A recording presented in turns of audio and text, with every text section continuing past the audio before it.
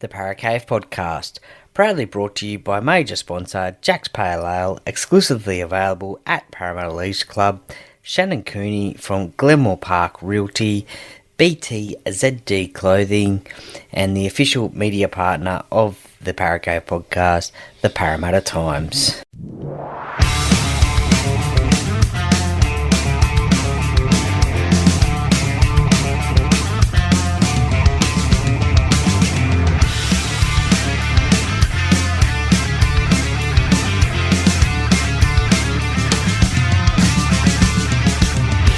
Welcome to another episode of the Paracave Podcast. And now over to your host, Troy Warner, broadcasting live from the world-famous Paracave. All right, welcome back here to the Weekend Sports Wrap Tea with the Duckman, and got Troy Warner on from the Paracave Podcast. Troy, how you going? Well, Duckman, to tell you the truth, I'm a little bit flat at the moment after New South Wales lost on Wednesday night and Thursday night in the men's and the women's, but I'm looking forward to a big round of NRL footy, culminating in the King's birthday game on Monday, the Bulldogs and the Eels. So I can't complain. Yeah. Looking forward to the weekend. Yeah, absolutely. Looking forward to it as well. Just before we kick in, there's been local flooding around the Hawkesbury area. People may or may not be aware of. So if you're not, I'm going to give you some updates at the moment.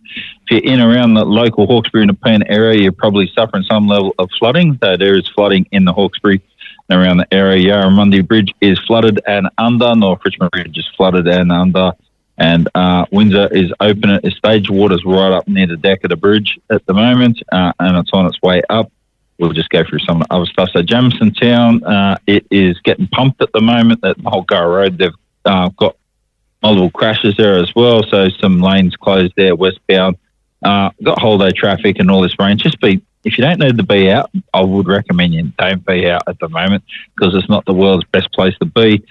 Richmond, they got flooding there around Cornwallis and Diet Street at the moment, so don't be down near the river. If you don't have to be near the river or anywhere near a river or even out on the roads, try not to be. So North Richmond, the bridge is closed. They've been closed since 3:48 this afternoon. What other things going on around Pitt Town? There's flooding there. So Hawkesbury Alleyway is backed up very bad, backed up more when you have Vindaloo and an Indian restaurant. So there's chockers, right? So everywhere, everyone's going on holidays. So just try not to be out and about if you can. So be aware, listen to news updates, and you'll see what's going on with local flooding. So the river is on its way up. They're letting water out all over the place as well. So just be careful, keep following the updates, and we'll try to keep you up to date as much as possible. So we'll jump back into State of Origin. You mentioned State of Origin the other day. Didn't even know, to be honest with you, that's before I was having a chat last week with you. I knew there was a match coming up. I didn't know the match coming up was actually, I didn't think it was in Sydney, right? I thought it was in Melbourne for all money. Went, it's in Melbourne. And then I went, we're giving away tickets for State of Origin. Went, what are we going to give away tickets to Melbourne for? Well, I know I was going to go to that. And then I realised, hang on, it's at Homebush, so I went, better give away tickets to that one. So there we go. So we did. I can't remember who won the tickets. I hope they went, and I hope they enjoyed themselves, and hopefully they weren't a Queensland fan because I would have really enjoyed themselves. But 38-10, the Maroons got up. The Blues, so apparently the stats say the Blues had all the possession. They had everything going for them. They had the two hits in the night, and Liam Martin folded Jermaine Hopgood, and also Joseph Suwali'i folded Reece Walsh. So you reckon that was a send-off or what?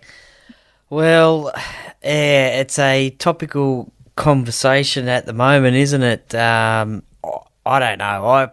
I've looked at it 1,000 times. I probably would have went for a 10 minutes in the sin bin, but other people are saying that it was definitely a send-off. People are saying that Queensland were out without Reece Walsh for the rest of the game, so it's only fair that New South Wales were out Suwali'i for the whole game. It's, half people say send-off, half people say sin bin. I think it was 10 minutes in the sin bin, but I guess with the rules in the NRL these days, direct force contact to the head, it's pretty serious these days, so they probably did the right thing, although it probably did ruin the spectacle a little bit, but I guess you have to look after the players in this day and age. Yeah, absolutely. So that's the reason why I did it. It was direct contact with the head. So as soon as it was, and Ashley Klein said that when he's sending him off 100%, so I knew straight away. And I can live with that. Only thing I'm disappointed about is that wouldn't have even made my highlights reel for the 5 biggest hits I've ever put on. And my highlights reel's full of dirty stuff, right? They wouldn't have even made it. So, yeah, well, I mean, I've done in my career. as you mentioned before, the Leo Martin hit on Jermaine Hopgood, that was a cracker. That one was absolutely unbelievable, that hit. Yeah, chopped him and got him below the sternum too, so put a hit on a perfect spot. I was talking about it earlier, so basically Matty Johnson was talking about today, so Sue Lee come up from outside in. When you come up outside in and you jam the attackers, normally people go up and defend inside out, so and jam them towards the sideline, so he come up the other way, so basically it meant it was going to be nothing but maximum carnage when he hit him. And that's what he got, right? So he's a little bit taller, so the tackle was already a little bit higher. I thought he had his shoulder and everything lined up all right. They didn't really attempt to wrap the arms. That made the shoulder charge anyway. And they're sliding and falling a little bit, but not stacks, but it was just too high, right? So, but Suoli took it in good stride. So a lot of people are giving him full death riding him at the moment about it. So it's not his fault. He followed the instructions he was given. It didn't come off. If it come off, it would have been put down as one of the hits of like forever, but it didn't. He got it a little bit wrong. A little bit wrong is a lot wrong in that arena. So same as what happened with Mark Guy in 91 when he gave it to Paul Hoff and Mark G or whoever it was that he belted into as well before he had a crack at Wally Lewis. Yeah, look, obviously different circumstances there. I think the New South Wales selectors at the time let MG have a licence just to do whatever he wanted. But times have changed these days. And look, there was suggestions that Michael Maguire had said to his side that they were going to target Reece Walsh because he was one of the danger players for the Queensland side. And look, they did that. I think Reece did a kick and there was a lot of pressure on him. Look, Reece, I think, was slipping at the time as well. Had he have kept his feet, potentially it might have not contact with the head. But I guess if you're going to take the risk of trying to pull off a big hit like that, you just have to absolutely 100% get it right. And if you don't get it right and it comes off wrong, then you're going to have to live with the consequences. Kevin Molders today in the media apparently was not happy with Joseph Suaalii having a 4-week ban. He was saying that Reece Walsh will be out for the Broncos for 4 weeks. So is that exactly fair? He doesn't think so. Potentially it could have been a longer suspension, but he'll miss game 2 of the Origin series, so it opens up another question as to who's going to replace him. Only time will tell. There's a couple of games between now and the selection for game 2, so that'll be an interesting one, that's for sure. But a little bit of other controversy that I guess sort of came out of the game was before the game. I was at the game, and look, credit to Dylan Wright, the national anthem singer. It was a little bit different version that you're used to, and certainly was one that the players were a bit confused about singing along to, and the crowd, including myself. And but as I said, look, credit to Dylan for getting in front of 77,000 people and singing the anthem. It was just a little bit different. But once, back to the game, once Suaalii was sent off, then Queensland just ran down his side, raid after raid after raid, and scored 3 tries, I think it was, down that side. And then New South Wales finally switched Stephen Crichton over to that side, and the tries sort of slowed up a little bit there. Yeah, it did, yeah. So looked like Jake Trebojevic really loved the way that song was sung too, by the way, so he looked like he was right into it when they panned across to him through the whole thing. So I feel sorry for him. He got chopped and didn't get much game time because of the outcomes that happened in the game. Unfortunately, once New South Wales behind, they had to chase the game, so that meant that he was going to be off the field longer than what perhaps he should have been or could have been. So he could have easily pumped out 60 minutes, and unfortunately, he played 30 or something like that. So I feel sorry for him for the outcome and the way it went. But what can you do about it? What can you do about it? That is like what happens. So you've got to be reactive sometimes as a coach to situations that happen. And unfortunately, Jake Trbojevic, we put some more mobile players on the field that could do different things. So he wasn't one of them. So what can you say? What can you do about it? Yeah, it is, but it is unfortunate because he is the New South Wales captain, and you want your captain out on the field for longer than that. But as you said, once that incident happened, then Michael Maguire had to use the bench differently. Look, a masterstroke from Billy Slater, because he was being questioned before the game about his selection of Selwyn Cobbo as number 17 on the bench for Queensland, and his reasoning was 4 out of the last 6 Origins, Queensland have lost an outside back, and well, I must ask him for the lotto numbers, because he predicted, well, he didn't exactly predict this, but he had Selwyn on the bench, and then Reece was taken out of the game in the 7th minute, and then Selwyn came on, and then Hammer just went back to fullback. So he just had an inkling, and it just shows you in his short coaching career how smart a coach he is to think of something like that, and potentially it might be something that New South Wales look at for Game 2 with Matt Burton, who can play a number of positions in the back line. Just to have him on the bench as maybe a 14, can also play a little bit in the I guess your back row if needed be as well. And maybe he will be someone that will be looked at for Game 2. Yeah, well, I don't know why Matt Burton didn't come into the side to start off with. Why I was just sitting at 18th man. Seriously, I would have had a back. I would deliberately carried it back due to the different things that happened through the game. So, and that's why I would have carried it. You need mobility there. Like, you don't have to carry 2 backs like you might have done back in the day, but gee, you got to carry more than none. So the problem was we lost the back, so it was sent off. But even if it wasn't sent off, was injured, we were going to have problems with the backs. As if you wouldn't think of that. So like, I don't think that's completely on Michael Maguire as coach and team like John Cartwright and that. Someone could have brought it up. Or maybe we should do this. And I think they were tossing it up actually, whether to do it to counteract it, but they never did. So, and in the end, it burned them, right? So, New South Wales could have easily dropped the middle forward out and had someone else in there, and Hudson Young had to play out in the backs too for a while. And well, they did. I think most of the guys did the best they could do, but like New South Wales 100% was only going to come to 1,200 points out of all the players if you rated them all at 100, and Queensland was going to come to 1,300 because they're just out there longer. So it meant New South Wales had to effectively give 8 to 10% more just to get the same output as Queensland. So they're always up against it once you got 73 minutes with only like 12 players on the field. Well, what can you do about it?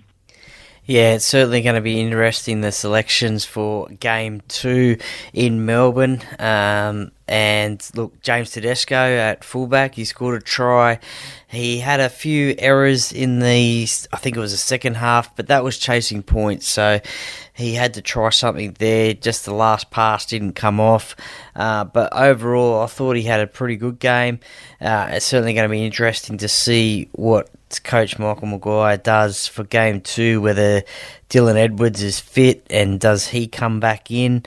I had James Tedesco as my fullback before Game 1 anyway, but we'll just have to wait and see there. Nico Hines, he had a disappointing game for his standards. His kicking game wasn't on song. A few of his kicks were too short, too low, not high enough, didn't give the chasers enough time. His good kick was to Zach Lomax, who scored a try on debut. So there's calls for maybe Mitchell Moses to come into the side, because we all know how good a kicking game he has. Spencer Leniu off the bench, he was pretty solid for New South Wales, which is, I guess, I didn't have him in my side before game one, after that suspension that he copped after round number one, but he certainly proved that wrong. Queensland, well, Daly Cherry Evans, he got man of the match, and he had a blinder. He took an intercept, a couple of try assists, one to Ben Hunt for the first try, and then one to Xavier Coates with a banana kick after he took that intercept. He kicked a 40-20 as well. 35 years old. He's just getting better and better with age, I guess, especially in the Origin arena. After a few years ago, people were questioning him.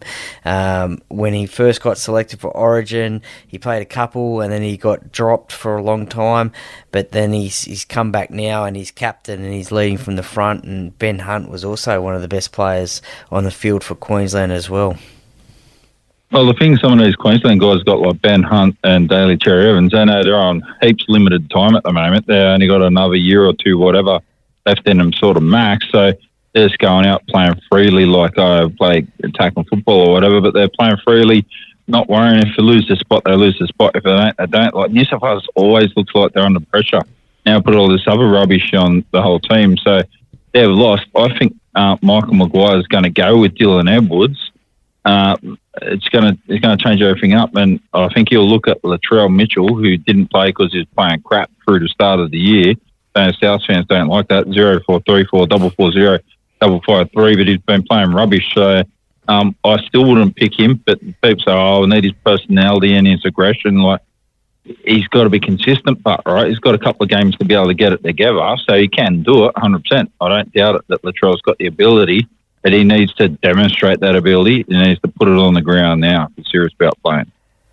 Yeah, it's a big game for Latrell against the Titans tomorrow, I should say, up there on the Gold Coast. If he wants to get that centre position, Bradman Best is still injured, I think. Tony Staggs from the Broncos is coming back from injury. He's another potential centre, but I guess destiny is in Latrell's hands. So if he comes out against the Gold Coast, has a blinder, and his next game as well, then no doubt he'll be picked for New South Wales. He is a big game player, so he can handle the Origin arena, and is probably someone that New South Wales probably need. Jerome Luai, he's probably under a little bit of pressure as well for his spot. As I mentioned before, Nico Hines as well. In the back row, Leo Martin, he suffered an ankle injury in the game. Had to have painkilling injections to play in the second half. He won't be there for game 2. So that's another spot that will have to get picked as well from somebody else.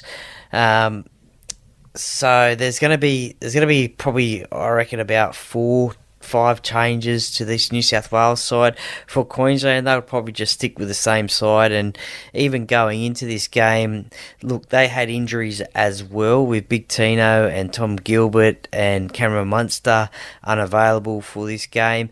But their sort of injuries happened at the start of the year, so they only Cameron Munster happened in the Magic round. So they've had a fairly settled squad, whilst New South Wales, they were having injuries left, right and centre. So it was a very disrupted preparation, I guess, a few weeks before the game. So they'll go into the squad game 2, Queensland, depending on injuries and suspensions, probably with the same squad. Obviously, Reece Walsh will sit out 2 games for the Broncos under the HIA protocols, but he might be right for game 2. Yeah, so I'll throw another line one out there for New South Wales. So Tedesco could keep his spot, but so he made a few mistakes. If New South Wales won, I would have kept him in the side. They lost, so they're going to look at making changes. So unfortunately, he might be one of them, although they could keep him if they need to do. So now they're going to need to do something in the centres as well. So, yeah, either the side will keep Tedesco, and Dylan Edwards, unfortunately, just missed the boat. Got to think, is Dylan Edwards going to have done a lot better than Tedesco? Well, Tedesco missed a fair few tackles too, but he was in positions where he had to make 3-on-1s and stuff like that. He was never going to stop the try. but I think he should have committed to a couple of them and made them have to play it, right? In the end, he let a couple go or a little bit soft, but he did what he needed to do. I didn't think he was terrible. And yeah, you're right. At the end, when chasing the game, people were making mistakes around the traps when they're just doing different things that they probably wouldn't normally do. Nico Hines, there is question marks about that now. Are there better options? If Mitchell Moses is free running, perhaps it is, because now it looks like Nico Hines has got some mental scars here, because now twice he got played out of position last year. Now this year he's struggling with form in the first game. So is that going to affect him?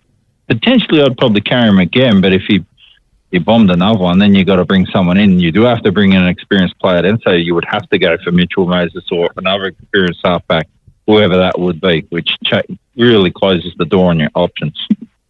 Yeah, potentially Mitchell Moses might go to 5'8", and Nico might hold that spot for halfback. I think Craig Fitzgibbon today mentioned that he wants to get him back to full health. I think that a calf injury is still worrying Nico, I think, a little bit. I could be potentially wrong there, but maybe it's not 100% right. So Craig wants to get him back to full fitness, and then we might see him play like he did at the start of the year for the Sharks. So maybe that could be the next combination, Hines and Moses in the halves.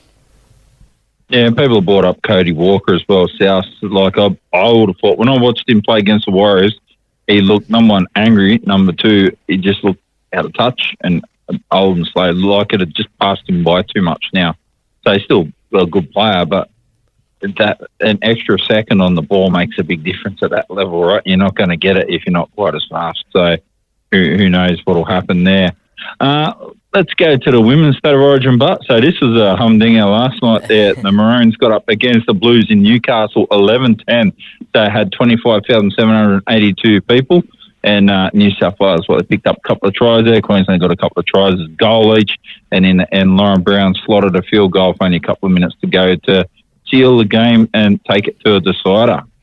Yeah, what a cracker of a game in atrocious conditions. Another record crowd for a women's State of Origin game, and the women's game is just growing and growing. They're getting eyeballs on TV screens as well, setting records there. And thankfully, we have a Game 3 in this series, unlike last year where we only had 2 and it was awarded on aggregate. So Game 3 is in Townsville, and the Sky Blues, they won up there last year. Can they do it again? I don't know. But look, this will be disappointing for the Sky Blues because they were in control pretty much all of the game. So 6-0 at half time, and then Tiana Penatani scored a try in the 58th minute. And then shortly after that, Taryn Aiken scored a try. And then, as you mentioned, 2 minutes before full time, Lauren Brown kicked the winning field goal. And look, I guess they showed that Queensland spirit where they never give up and play to the end. But it's a missed opportunity for the Sky Blues, and you could see it in the interviews after the game. They were all disappointed with the loss, and they obviously wanted to win the series in Newcastle on home soil. But now they're going to have to do it again up in Queensland 3 weeks from last night. And look, it's just, as I said, just growing and growing, this women's game, and it's great to see.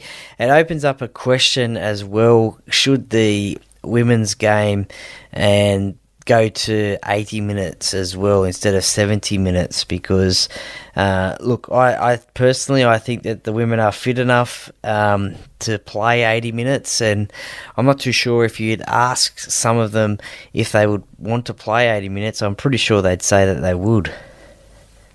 It's funny because I've been billing Penrith for 80-minute games. I thought the women's games were 80 minutes. So I've been billing them when I commentate the games for 80 minutes, and that might be why they haven't paid this month's invoice at the moment. I have to redo the invoice. There we go. So they're probably just going, hey, what's going on here? So never mind. Should the games be 80 minutes? I don't mind that they are 70 at the moment. I think I would rather see positive steps in building numbers and making sure the competition's competitive and they've got like some depth in numbers across the whole competition before they decide going to 80 minutes at the moment. So, they've got other priorities before they worry about that.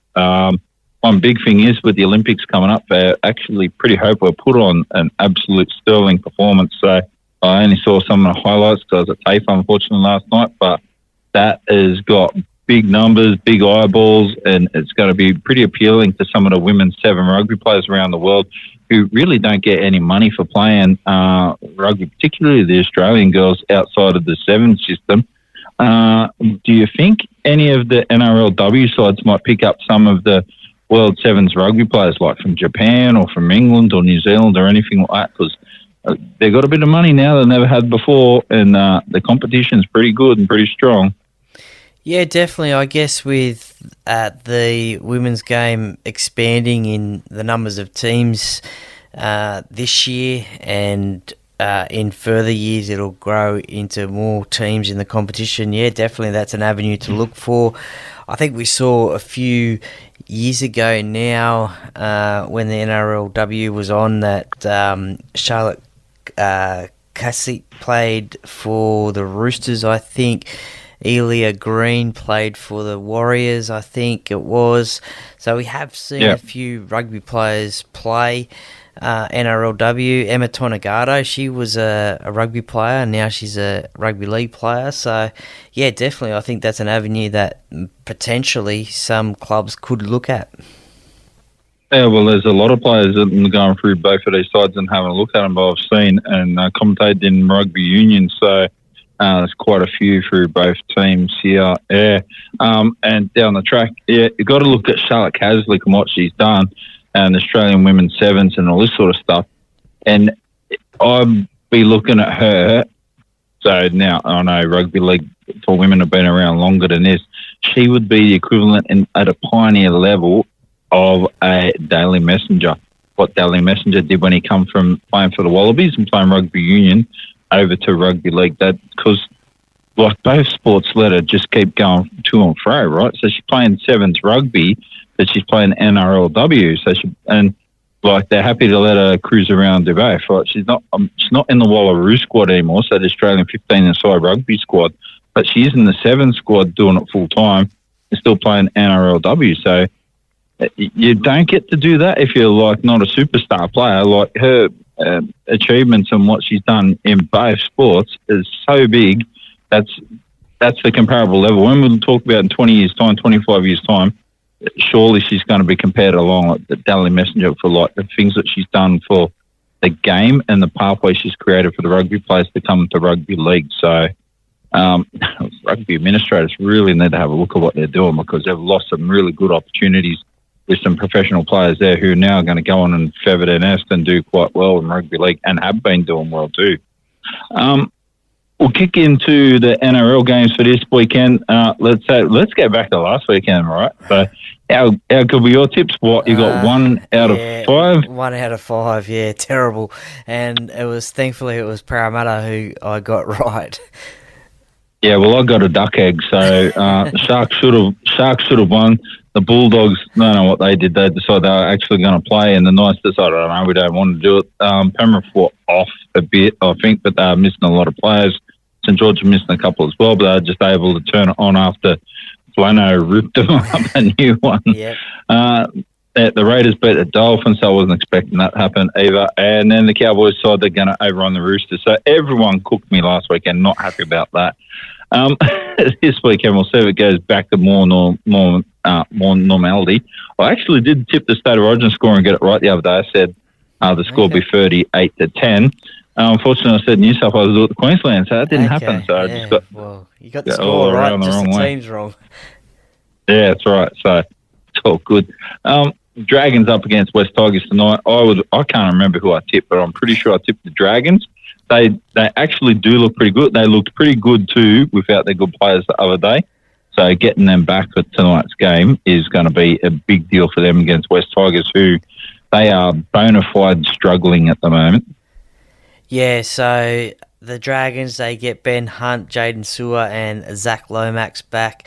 they'll be playing in some high numbers, 21, 23, 22. So it's good to see the high numbers back in first grade, just like the old days in the 80s when you had 40s and 50s numbers. But yeah, they're backing up after Origin. Good news for Tyrell Sloan. He's re-signed with the Dragons for another couple of years till the end of 2026. So that's good news for Dragons fans and himself as well. And look, the Dragons down at Wollongong Wynn Stadium, I think they're a different team down there. They just turn it on down there for some reason, more than they do at Cogra, I think. So this Tigers side, they're going to find it hard to do it up against these Dragons. They got David Clemmer, Isaiah Papali'i, Bateman as well out, so a couple of big names there out. Api Coruscant, he will want to have a big game just to try and put that pressure on Reece Robson, who was one of New South Wales' his best players last week. Wednesday night against the Maroons. But Api will want to have a big game. But yeah, I can't see the Tigers doing it. So yeah, I've tipped the Dragons in this one. Yeah, so other Dragons news there. Sean O'Sullivan is supposed to be looking at going and signing with them too, or is at least in talks with the Dragons at the moment. So his dad, Peter O'Sullivan's now the recruitment manager. So I expect to see the Dragons make some really shrewd buys, and they're going to go close to the top 8, I reckon. They could finish 12th, so it won't be super close to the top 8. But when you look at the number of wins it'll be to get in the top 8, they're going to be pretty close to it, because at the moment I think they're sitting on about 50%. So what is it? They've got 5-5 or something, or 6-6 or something. The Dragons. Let's have a look here. 6 wins, 6 losses. So they're not doing too bad, right? Considering they're in the process of a rebuild and come second last year. Yeah, they are, and they're a bit inconsistent. They'll have a good game, then they'll have a bad game, and then they'll have a good game and a bad game. So they're a little bit up and down.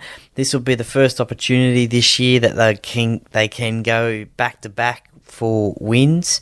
But definitely Shane Flanagan has got them playing some better football than what they were playing previously this season. And look, they've had more wins than Parramatta and Rabbitohs, and so yeah, they're playing some good footy, and that win last week against Penrith was right up there with one of their best. So they'll go, I think, back to back this week, beating the Tigers. Yeah, that's right. Well, they had to shut. They could grind it out last week and come from behind, which they haven't done too much in the last couple of years. So doing that will give them confidence, even if it wasn't against the full strength Penrith side.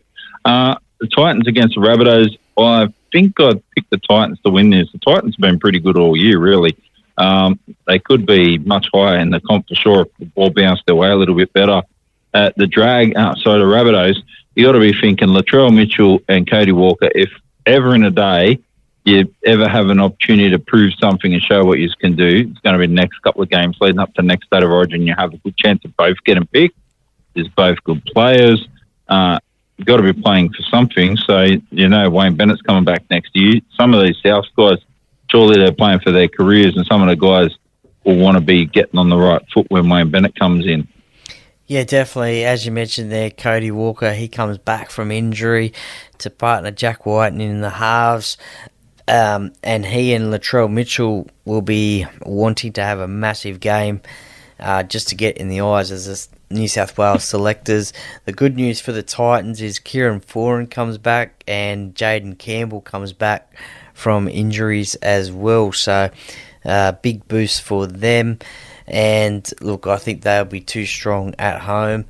It could be an interesting game though, because I think both of these teams can score a lot of points when they play each other. So it could be an interesting one, this one. But you're right, the Titans, they have been playing some good footy this year. They just haven't been getting the results early on.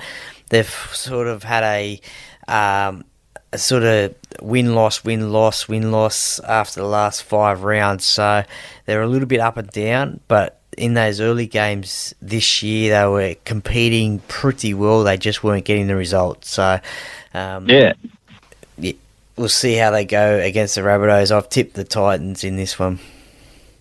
Yeah, that's right. I'm pretty sure I tipped the Titans as well. So they've got some positive feels about everything they're doing. They've lost like 3 or 4 games by less than 6 points or something like that. So that could have easily been, instead of having 3 wins, they could be on 6 or 7 wins. They could be up in the middle of the table, up around 10th position. So instead, unfortunately, they're down in 14th. But I think it's been positive since Des Hasler's been there. Cowboys against the Warriors. I know the Cowboys are at home, but I'm pretty sure I picked the Warriors for this one. I think they can get the business done, and they look like they're sort of building up to something. So after beating the Dolphins the other week, I thought that was a really positive step. Having a break last week mentally might help Andrew Webster get them back on track, and that could be a good thing for them. Yeah, look, the Warriors, they're pretty much a full-strength side. Obviously, Sean Johnson isn't there, but other than that, they're relatively a full-strength side. They haven't had any Origin players involved in the game on Wednesday night. Mitch Barnett, he was, I think, 19th, 20th man for New South Wales, so he was in the squad, but obviously didn't play. So nobody playing for Origin teams from the Warriors. The Cowboys, it looks like Tom Dearden and Jeremiah Nanai will back up on the interchange bench. There might be a late change. Valentine Holmes and Ruben Quatter have been named as the extended bench. But it'd be interesting to see how they play, or see if they play. It's an interesting period for these clubs that have a lot of Origin players in their side. So just how do you manage their workload through this? I mean, it's only it'll be 3 days after an Origin game.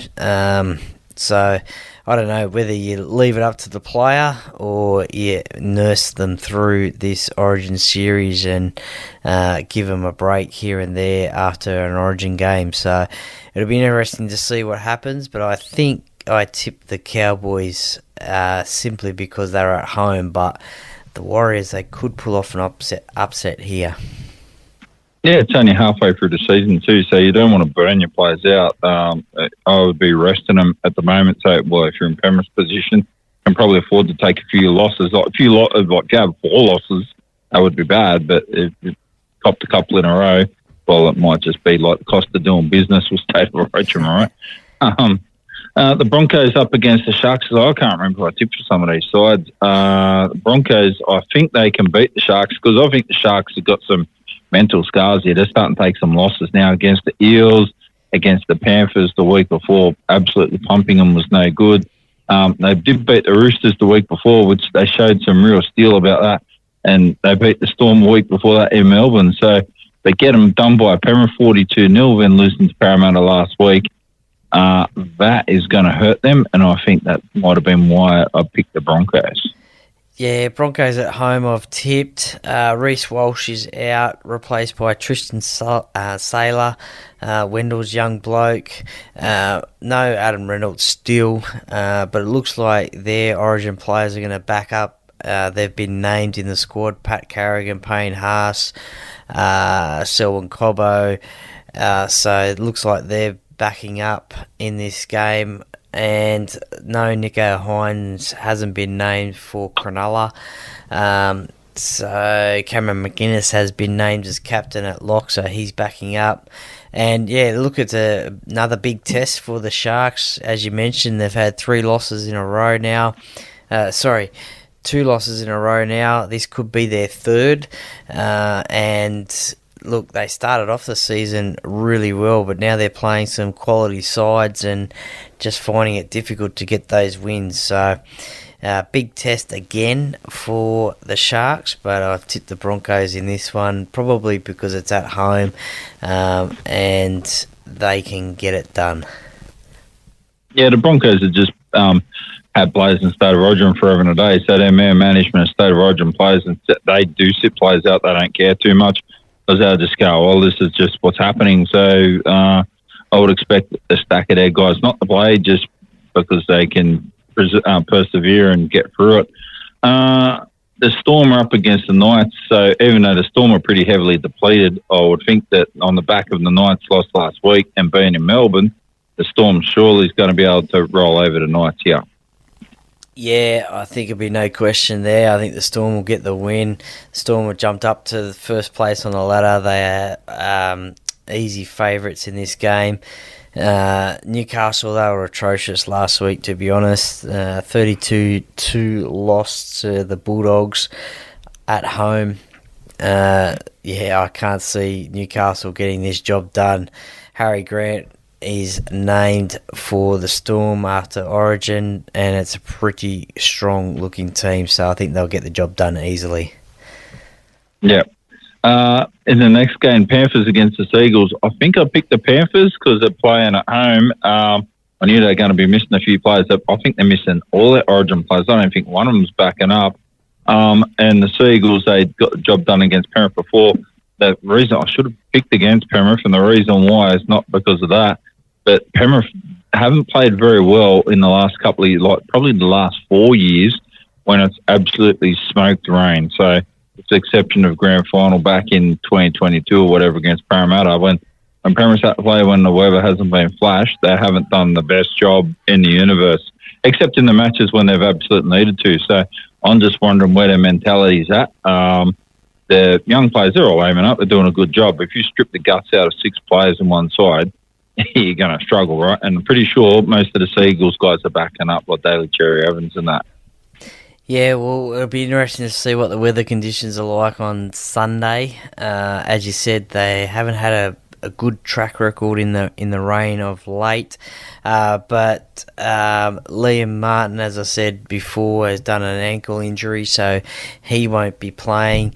Isaiah Yeo, Brian To'o, Jerome Luai will be playing. Dane Laurie replaces Dylan Edwards at fullback, with Dylan having that quad injury. He is named on the extended reserves bench, but I don't think he will play. For the Sea Eagles, Jake Trbojevic goes back to lock. Daly Cherry Evans backing up. So Amoli Olakau'atu as well. And look, I think Penrith will get the job done. As you mentioned before, they did lose to Manly earlier on in the year, but that was at Brookvale Oval. But I think Penrith will get the win here.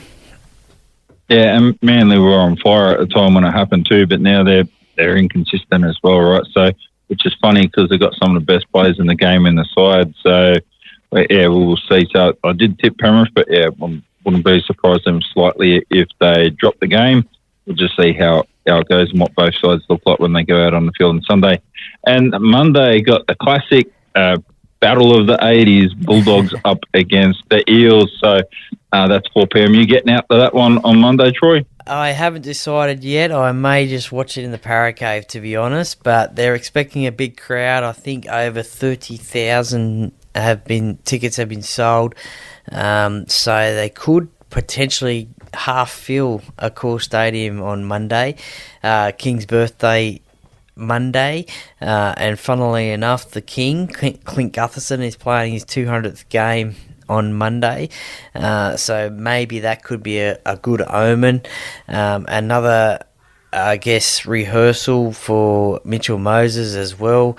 He'll be his second run back, so he'll get in front of the selectors there. Jermaine Hopgood has been named back in the Parramatta squad after making his debut for Queensland. So this is maybe the strongest side that Parramatta could name. And look, they're under pressure. They just need to win games to slowly creep up that ladder. Stephen Crichton, he returns for the Bulldogs after Origin. They've lost Josh Addo-Carr for an extended period, but they've been, as I've kept on mentioning on my podcast, that they've been the most improved side, I think, of 2024. So, look, this will be an interesting game. Reid Marnie up against his old club. I wonder how much of a pest he'll be against his former teammates, like we've seen him throughout this year. But, look, Parramatta go into this game slight favourites, but it's going to be tough, this one. Parramatta beat them in round 1, 28 points to 6 at CommBank Stadium, but this one will be a lot different to that occasion. So I've tipped Parramatta in this one, but it's going to be a close game, I think. Yeah, so I think Weber's going to pull it back a little bit. I'm expecting to see Stephen Crichton and Matt Burton. They're going to be X-factor players and have big games, right? Particularly Matt Burton, because it just keeps getting sort of overlooked, like, oh, yeah, he's not really the origin guy we want. So, and I don't think you should pick him because his torpedo bombs, they just are what they are, right? People saying he doesn't consistently do it for the Bulldogs. I don't think he does either. He brings other stuff, so his running game and tactical kicking is pretty good as well. Stephen Crichton, I would think he'll step up. He's been one of the best signings in the whole competition. And talking about signings, so I'm pretty sure I did pick the Bulldogs for this game.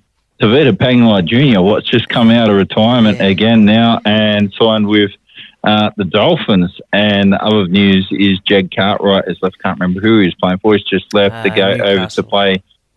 Yeah, it's going to play in the Super League now as well. So, and I'm pretty sure he's got an immediate release for that one. Well, the TPJ one is Tavita Pangai Jr. one is very interesting because I think there was a point there where he said he was just going to become a boxer for like forever and maybe not return to rugby league. But he's got the Dolphins. He's signed for the rest of this year at the Dolphins. They've got a bye this weekend, so he'll probably try and train with that team and get used to his new team. If there's a coach that can probably get the best out of Tavita, it's probably Wayne Bennett. And look, we saw that he played some alright footy for Penrith back in the day when he was on loan there for a while. So, it's certainly an interesting one. I mean, this time last year he was an Origin player, played in Adelaide for New South Wales, one and only Origin game. But certainly interesting to see him back in the NRL, that's for sure. Yeah, the funny thing is that he's been playing Queensland Cup all season as well, so I can't remember who he's playing for, but I'm told about that today. So he hasn't missed a game in the Queensland Cup.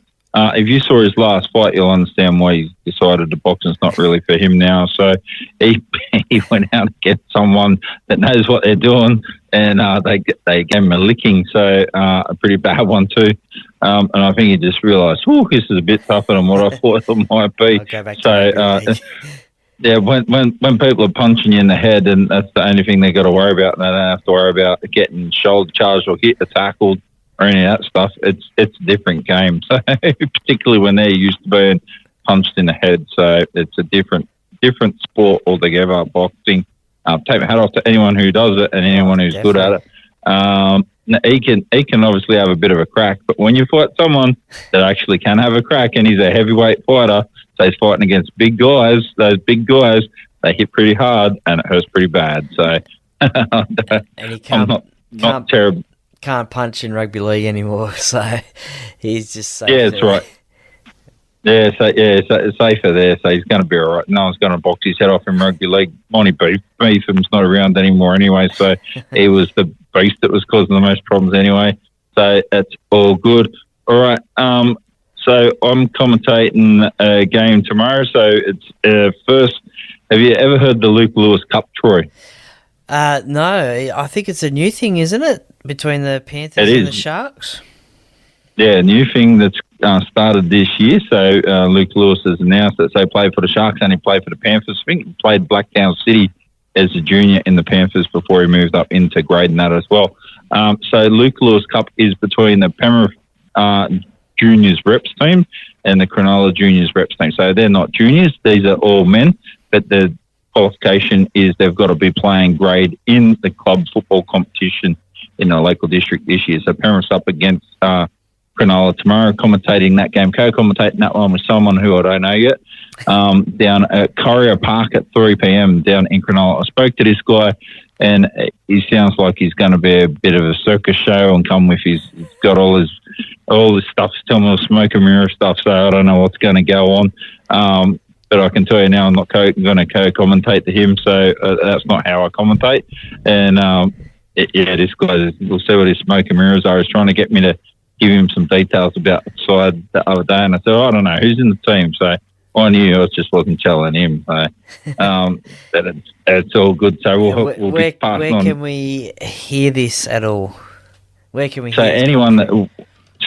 so you can watch the games on Bar TV. So it's $6.95 for the game if you want to watch a game, or you get subscription on Bar TV. $10.95 for the week, or $19.95 for the month, and that will give you subscription to all of Bar TV. So you can watch all of these rugby league games, soccer games, rugby union games, and all sorts of different things they have.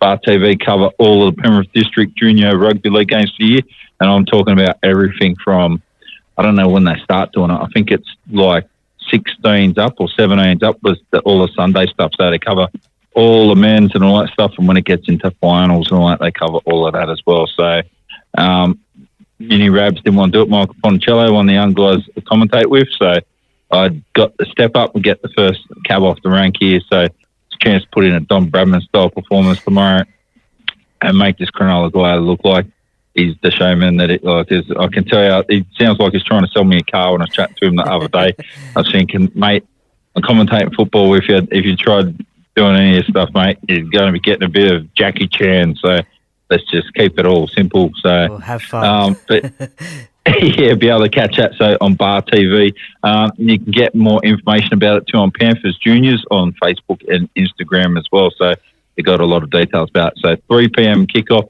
Courier Park, if you want to drive down to Guymea. So that's where Guymea Rugby League Club, Guymea Bulldogs or something, I'm not too sure. Sides look pretty slick. The Penrith side have got guys who've got NRL experience in it, New South Wales Cup experience in that, so we've got a pretty good team. I don't know the Cronulla guys good enough. We're going to have a bit of a look through their list tonight. So I think they had to name their final side today. And yeah, looking for that. It'll be a good challenge. What have you got coming up in the Parakeet podcast over the weekend? I've got currently running a interview with Peter Louis, the former North Sydney Bears coach. So that's live now.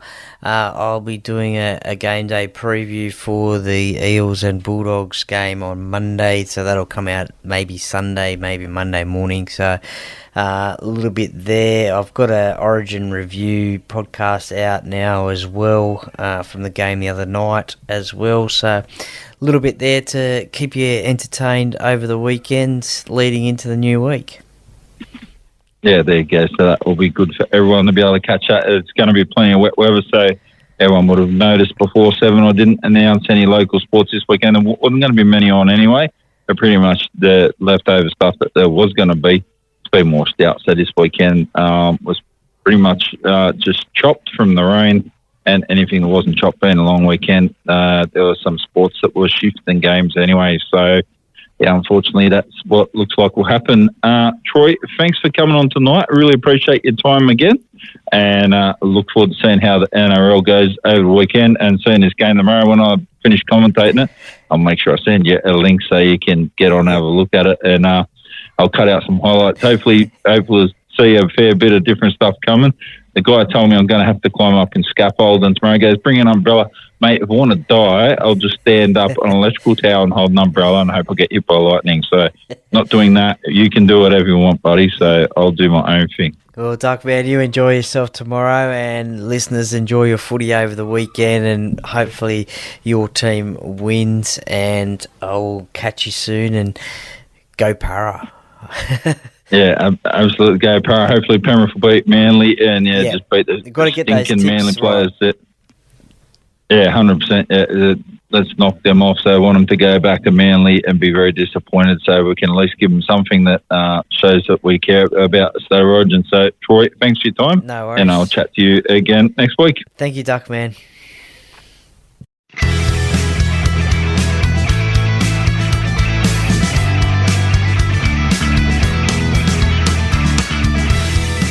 Thank you for listening to another episode of the Parakeet Podcast. See you next time.